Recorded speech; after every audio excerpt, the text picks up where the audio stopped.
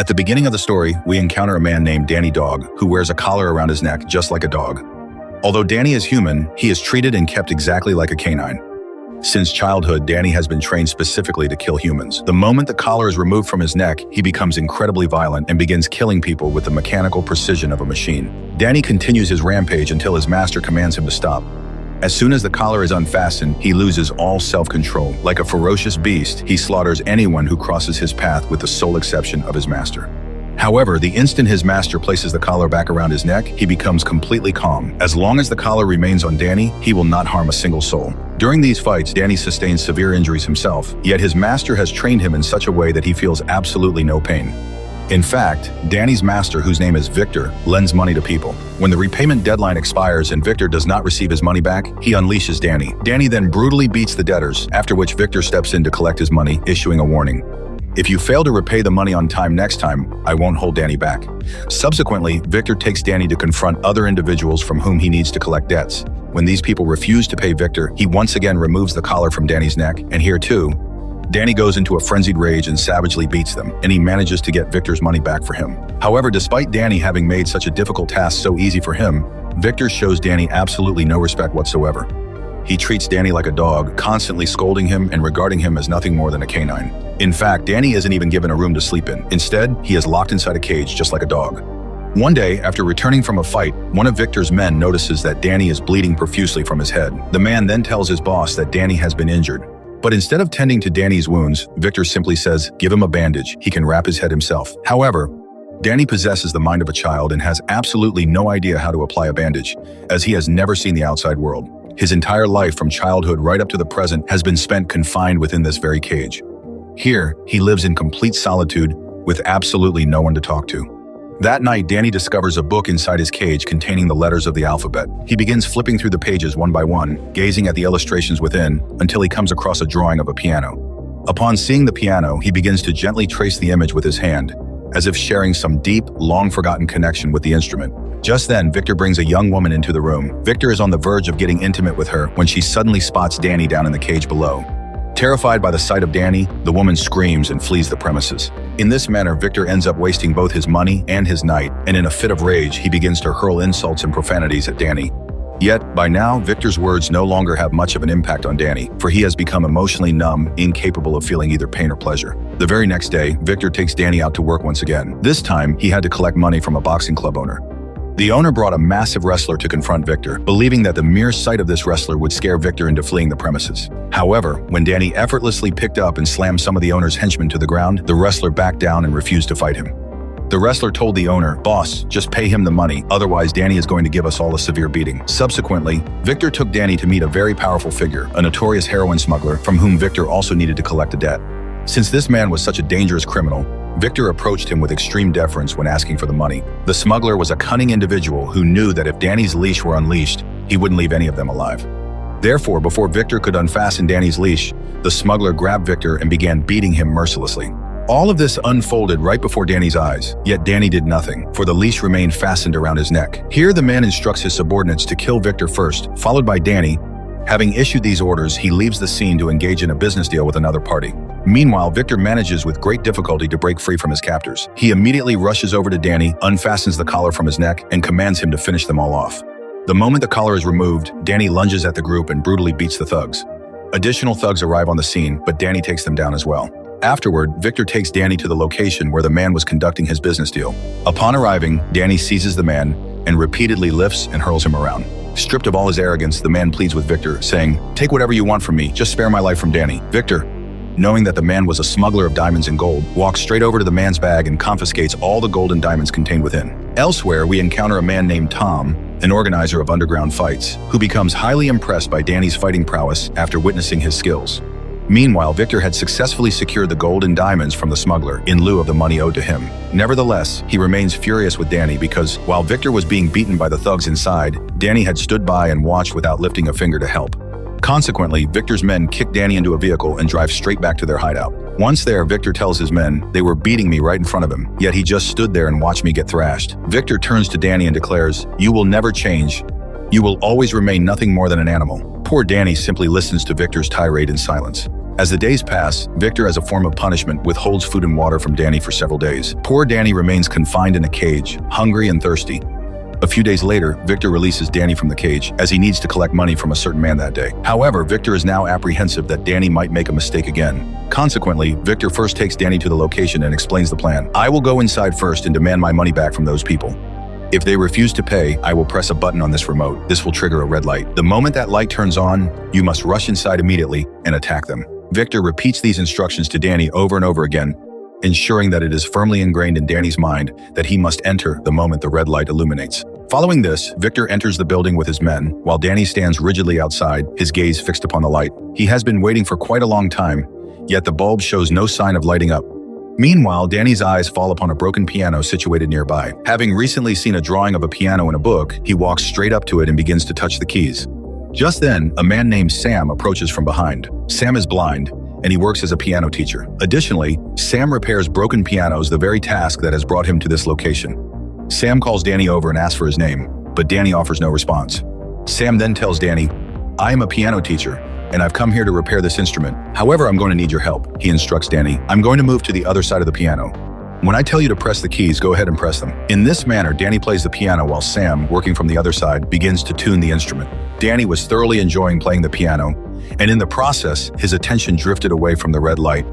Meanwhile, Sam said to Danny, "I hear a ticking sound in my ears. Can you hear it too?" Upon hearing this, Danny immediately shifted his gaze toward the light and noticed that the red light was flickering on and off. Seeing this, Danny ran straight to Victor, but now it was too late. The thugs had beaten Victor to a pulp, leaving him in a terrible state.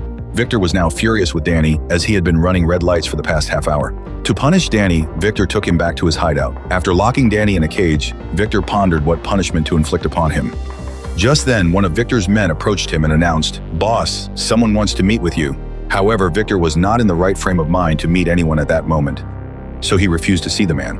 But Victor's subordinate persisted, explaining that the visitor was an extremely wealthy individual whose business could yield a substantial sum of money for them. Upon hearing this, Victor immediately agreed and instructed that the man be shown in.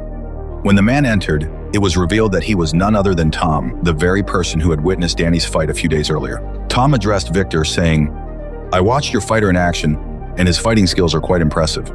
That is why I would like to propose a deal." He went on to explain, "I organize a fighting tournament every month. If your fighter wins, you will receive a payout far beyond your wildest dreams. However, the prize money for this competition is so immense precisely because the rules are exceptionally brutal. To win, a fighter must kill their opponent." Since Victor was already enraged with Danny and was in fact contemplating a particularly harsh punishment for him, he readily accepted Tom's offer. The following day, Victor accompanied Danny to the venue where Danny was scheduled to face his opponent.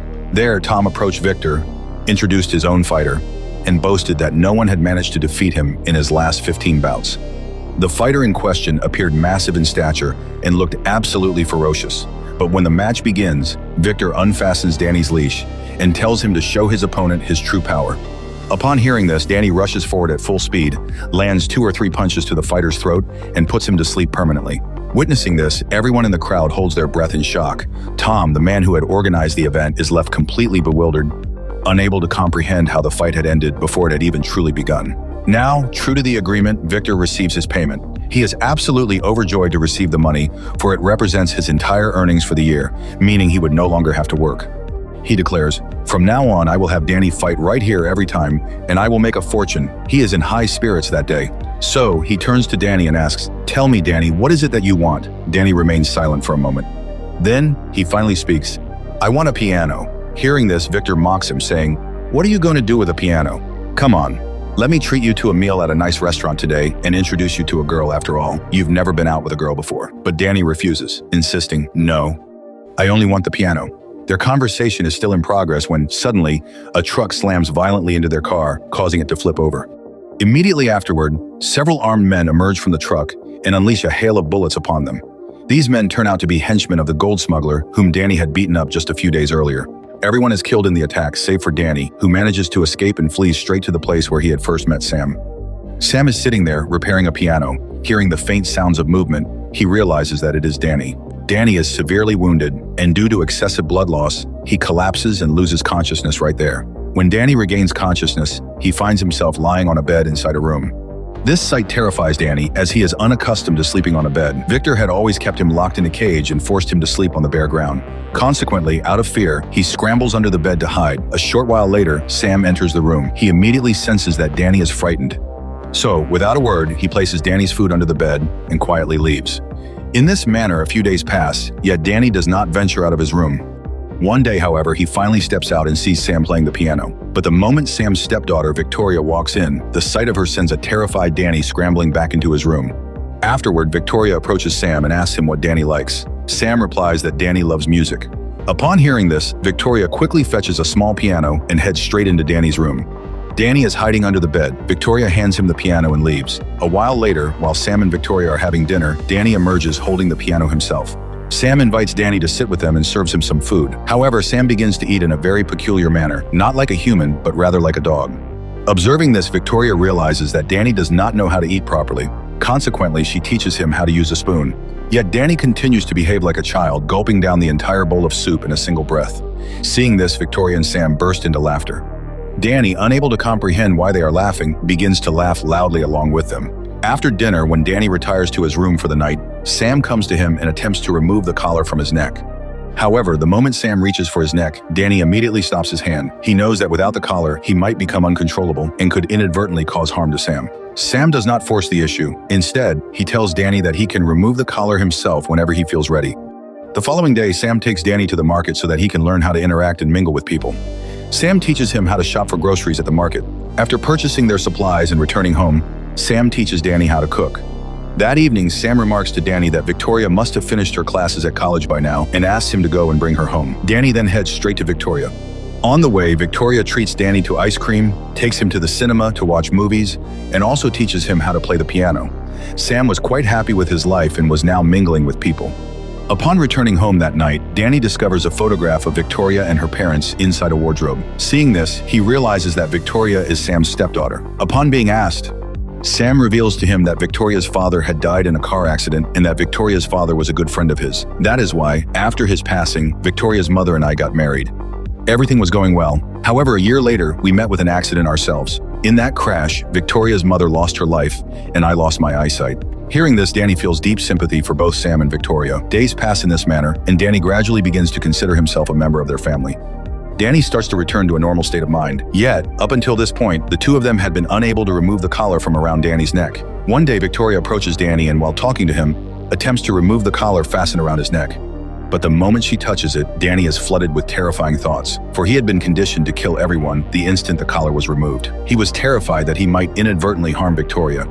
Victoria assures him, "You have now completely forgotten your past memories. This is simply the last remaining vestige. Remove it, and you will be truly free." Hearing this, Danny offers no objection, and Victoria successfully removes the collar from his neck. Once the collar is off, nothing happens to Danny. He has now learned to exercise self-control and is completely liberated from his servitude to Victor. The very next day, Sam takes Danny along with him to the market once again, where the two of them begin shopping. Suddenly, however, a group of thugs storms into the market and begins wreaking havoc. Witnessing this, everyone present in the market flees in terror. Danny, however, stands his ground, and when the thugs advance to attack him, Danny takes them down one by one, soundly defeating them all. Everyone present is astonished to witness Danny's fighting skills. Upon returning home, Sam asks him, "How did you manage to do all that?" In response, Danny recounts his entire story to Sam, detailing how a man named Victor had treated him like a dog and subjected him to such severe abuse. That night, Sam takes Danny along with him to work, where he is tasked with repairing a piano. While working on the instrument, Sam tells Danny, "As soon as Victoria finishes her studies, we will move back to New York." Hearing this, Danny feels a pang of sadness, fearing that they would simply leave him behind all alone. However, Sam then adds, "I want you to come with us too. You are now a part of our family, and our family would be incomplete without you." Overjoyed by these words, Danny embraces Sam and happily agrees. After finishing the job, Sam hands Danny some money, explaining, "You helped me repair the piano, so half of the earnings belong to you. Go ahead, use this money to buy something for yourself at the market." Danny immediately heads to the shopping mall and purchases some items for himself. Just as he is leaving the mall to head home, however, he is confronted by one of Victor's henchmen. Danny is instantly alarmed. The man recognizes him and asks, "Where have you been all this time? We searched everywhere for you. Now that we've finally found you, come home with me. The boss is waiting for you." Danny, who had been so happy in his new life, is now faced with a terrifying reality, so he refuses to go. Hearing this, the man says that if he doesn't return, the boss will send his goons to find him, and they will find him and kill him. So it's in your best interest to come back with me. Now, reluctantly, Denny returns to Victor. Victor is overjoyed to see him, as Denny was a means to his prosperity. Victor was seriously injured in the shooting that day and spent several months in the hospital. As soon as Denny approaches Victor, he asks him, "Do you know my mother?" Victor replies, "I found you half dead on the side of the road. I raised you and took care of you. You're alive today because of me. Otherwise, you would have died of hunger and thirst on the side of the road that day." Victor, for his own benefit, begins to speak to Denny with great affection because only Denny could compensate for the losses he suffered over the past few months. The next day, Victor again puts a leash around Danny's neck and takes him to a fight. There, they meet Tom. Tom says that today they're going to double the fun, as dangerous weapons will be used during the fight. Tom shows them a fighter and says that Danny will have to fight with him today, who just killed another fighter. But Victor doesn't care who the opponent is because he knows Danny will kill him with ease. Victor then unties Danny's collar and tells him to knock him out, but Danny is in no mood to fight. He says, "I don't want to hurt anyone." Hearing this, Victor becomes enraged and pushes Danny down into the fighter ring. Once inside, the deadly fighter lunges at Danny, hoping to kill him. But instead of fighting, Danny simply tries to escape. The fighter launches deadly attacks at Danny, but Danny simply blocks his attacks. But the fighter refuses to stop. It seemed as if he would kill Danny today. Danny, enraged, was about to punch him, but he stopped his hand. Seeing this, Tom asked Victor, "What's your fighter doing? He's not even fighting." Hearing this, Victor picked up an axe and threw it down, telling Danny to kill him. But Danny didn't pick it up because he didn't want to kill anyone. Seizing the opportunity, another fighter picked up an axe and began attacking Danny. But despite Danny's axe, he easily dodged it. Seeing this, Tom became enraged and told Victor, "I'm going to double the fun of this fight." With that, he sent some more fighters into the ring, further increasing the danger for Danny. Together, they began to brutally beat Danny. They picked him up and threw him down, which broke Danny's patience, and he returned to his former ferocious state. Danny then grabbed each one and beat them down. Seeing this, Tom throws down more weapons. But Danny is no longer bothered. Even the three of them together are unable to harm Danny. He picks up a hammer and breaks the bones of one fighter, and then rains down punches on another, severely injuring him. Seeing this, the third fighter, frightened, gives up the fight. When all three fighters admit defeat, Victor calls out to Danny from above, telling him to kill them all. Because according to the rules, if Danny doesn't kill them, Victor won't get the money. But Danny doesn't listen to Victor and goes to the other. He simply abandons the fighter right there.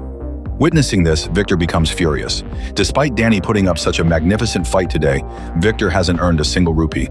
In a fit of rage, Victor drags Danny back to his hideout, where he and his men brutally beat him for disobeying Victor's orders during the fight.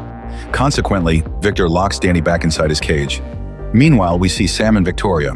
Both are deeply worried about Danny, wondering where on earth he has disappeared. To Victoria, in particular, is distraught. She remarks, "I had even removed the collar from Danny's neck, and he had finally started living happily with us." Little did they know that poor Danny had once again landed himself in a dire predicament. We now see Danny, still confined in his cage, longing to be back with Victoria and Sam. He detests this kind of life completely. Managing to escape the cage by any means necessary, he heads straight to Victor's room, where, after rummaging around, he discovers a stash of photographs. Among them, he finds a childhood photo of himself standing alongside his mother. Upon seeing this, Danny immediately confronts Brad, asking, "You told me you found me abandoned on the roadside, so how did you end up with a photograph of my mother?" Victor then tells Danny, "Today I will reveal the whole truth to you." Victor claims, "Your mother was a prostitute who used to visit me frequently.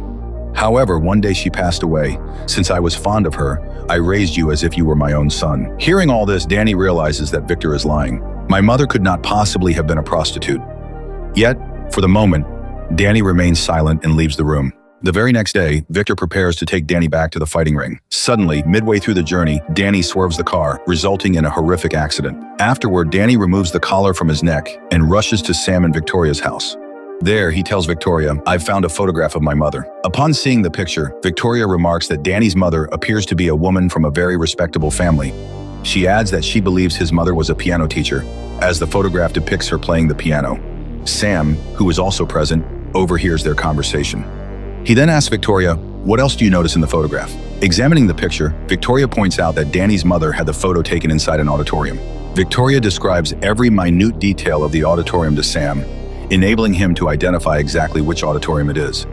Subsequently, the three of them make their way to the very auditorium where Danny's mother had the photograph taken. There, an elderly librarian tells them that this girl had arrived from China years ago and used to play the piano exquisitely. However, one day she suddenly vanished without a trace.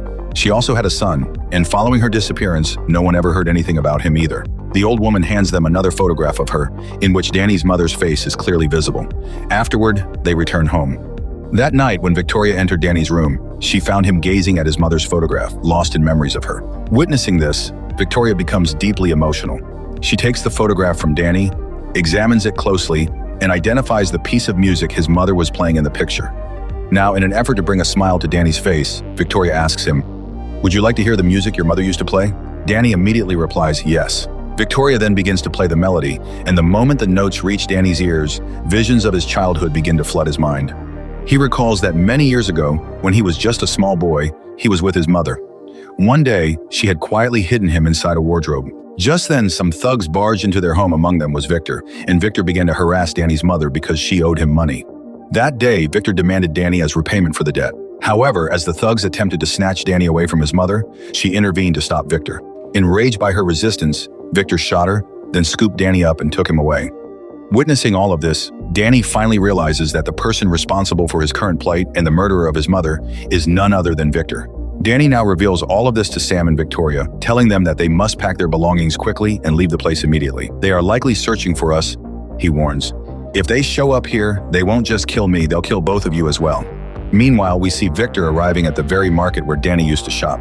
Showing a photograph of Danny to one of the employees there, Victor issues a threat. "If you don't give me this man's address, I will kill you."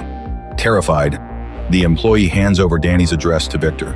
Just as Danny, Sam, and Victoria are about to make their escape, Victor's henchmen arrive outside Sam's house. Acting swiftly, Danny locks Victoria and Sam inside a cupboard. He then flees the house himself, running to a neighboring residence so that Victor remains unaware of which house Danny had actually been staying in. Stepping outside, Danny begins to fight the thugs. However, the thugs showed no signs of stopping. It was as if Victor had unleashed the entire city upon Danny.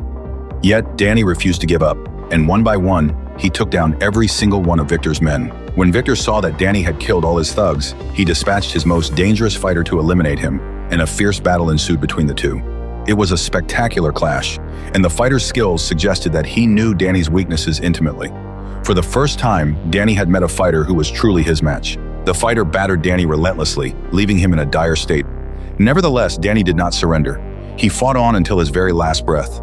After a prolonged struggle, Danny finally managed to kill that fighter as well. Enraged at seeing all his fighters fall, Victor decided to confront Danny personally. The moment he spotted Danny, Victor opened fire. However, Danny narrowly managed to save himself and escape the scene. Victor, refusing to give up the chase, barged straight into the house where Danny lived with Victoria and Sam. There on the floor, Victor found Danny's collar.